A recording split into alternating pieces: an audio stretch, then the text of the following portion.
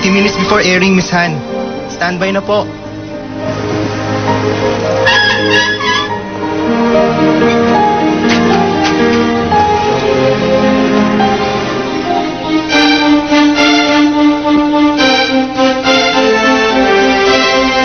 Standby, we're about to start. 4, 3, 2, cue!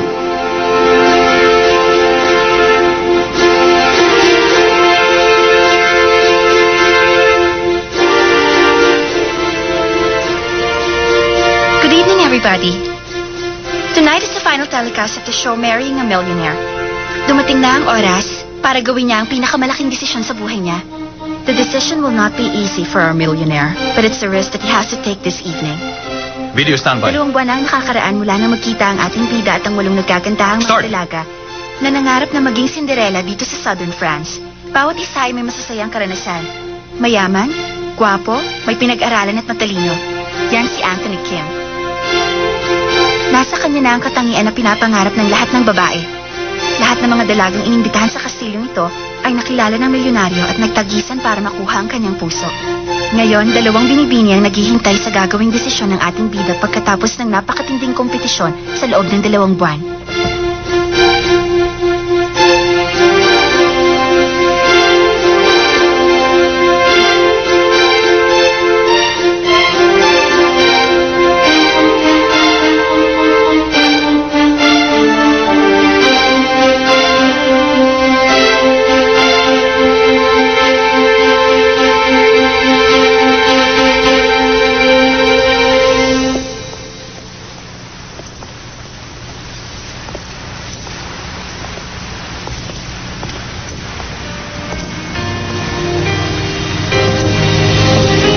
Sa oras na ito, magdidesisyon si Anthony Kim kung sino sa 2 nating kandidata ang magiging Cinderella. Kanino niya kaya ibibigay ang pagmamahal niya? At sino ang pagsasabihan niya ng pinakamalaki niyang sikreto?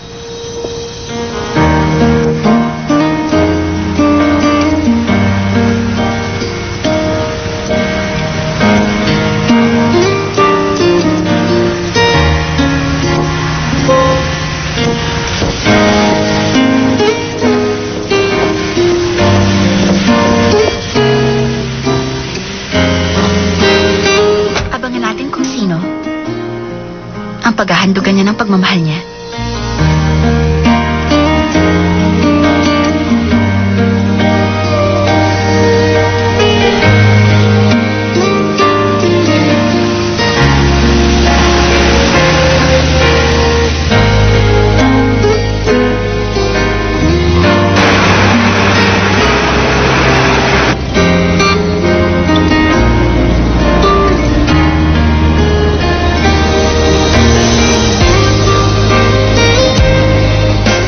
Pakiusap.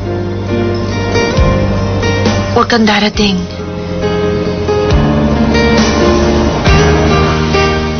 Anthony, huwag mo akong pupuntahan.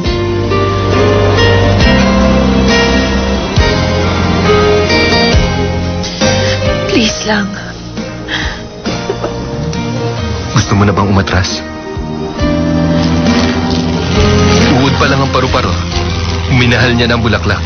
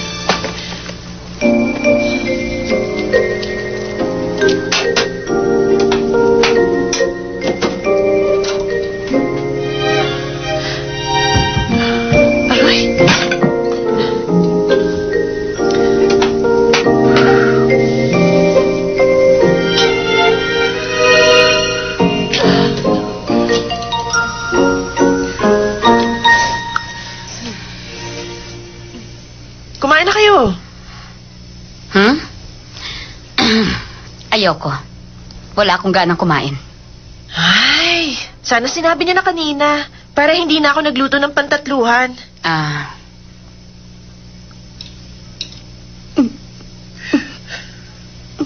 Mama? Mama? Anong problema? Wala. Huwag mo akong pansinin. Mama? Mama? Mama? Anong nangyari sa'yo? May sakit ka ba? Aalis na ako!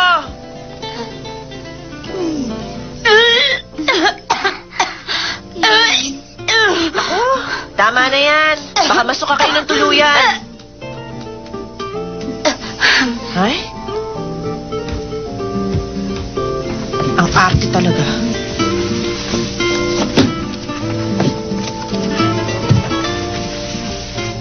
Oo na. Umaarte nga lang ako. Pwede ba? Isipin mo naman kung bakit ko ginagawa to. Manhid. Ay nako, pahingi na lang ng pera mo. Para makapag-grocery kami ni Mama. Nasusuka na kami sa noodles. Nakakasawa na. Paano ang noodles na inirigalo sa atin, no? Kailangan natin maubos lahat bago yun mag-expire. Itapon na lang natin kung hindi maubos kaysa naman mapurga tayo sa kakakain ng noodles araw-araw. Kung ayaw nyo ng noodles, manghingi kayo sa ibang tao ng pagkain. Ay, Sobra ka? Bakit ganyan ka magsasagot sa akin? Ako ang nagpalaki sa'yo. Ibinigay ko sa'yo ang lahat. Mula na namatay ang tatay mo. inabuso niyo naman ako. Aba? Hindi ah. Grabe. Lucy, narinig mo ba ang sinabi niya? Ang kapal niya. Sabi niya inabuso ko raw siya. Tama ang kasabihan. Huwag kang mag-alaga ng tao dahil susuwagin ka kapag pinalaki mo. Dapat noon pa, pinadala na lang kita sa ampunan para hindi ka na nagkaganyan. Hi, Mama. Makinig ka mabuti sa akin. Bahay to ni Papa. Akin ang mga noodles dyan. Sagot ko ang gastusin dito sa bahay, pati yun. Ang mga mata, ilong, labi at baba ni Lucy. Naging mabuti akong anak at kapatid sa inyo kahit madrasta ko lang kayo at stepsister ko siya. Tama na. Hindi ko kayo bibigyan ng pera hanggat hindi pa bayad ang lahat ng utang ni Lucy sa credit card. Pasalamat kayo kahit noodles meron tayong nakakain. Bye-bye.